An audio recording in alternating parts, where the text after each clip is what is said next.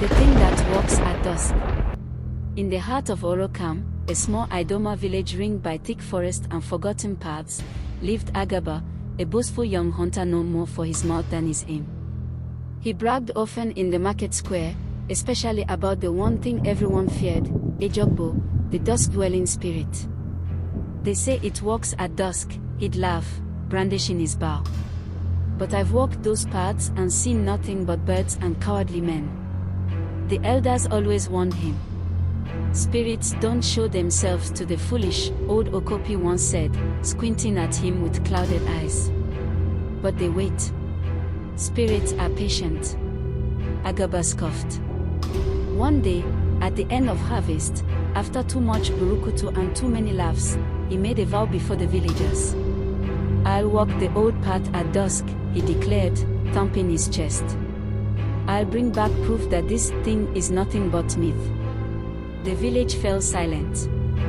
Even the wind seemed to pull back.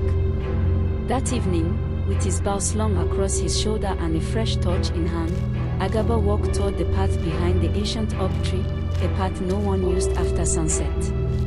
The air grew thick and oddly sweet, like overripe fruit left too long in the sun. Birds that had chirped just moments earlier vanished into silence. The path, though narrow, remained clear, but the trees leaned in, their shadows long and whispering. He walked faster. Show yourself, spirit, he barked, more bravely than he felt. I'm not afraid of ghost stories.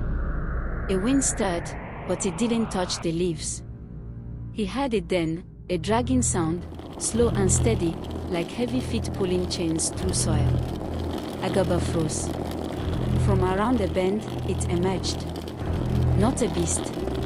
Not a man. It stood tall and thin, its skin like wet bark, its face hidden beneath a mask carved of wood and teeth. Around its neck were tiny gourds, each filled with a dark liquid that sloshed with each step. Its fingers were long, jointed too many times, tipped with nails that scraped the ground. But it was the eyes, or where eyes should be, that gripped Agaba in place. Two empty sockets glowing faintly with red light. The torch in his hand flickered, then died. The spirit spoke without opening its mouth. You called me. Agaba turned to run, but the path behind him was gone, swallowed by a wall of trees that hadn't been there moments before. Why do you mock the dead? The voice came again, louder now, closer. Why do you walk at dusk when the world does not belong to you? Agaba dropped to his knees. I didn't know.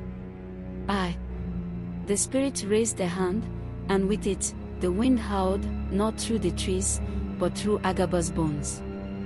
He saw flashes, faces of lost hunters, mouths sewn shut, eyes wide with warning. You will remember what others forget.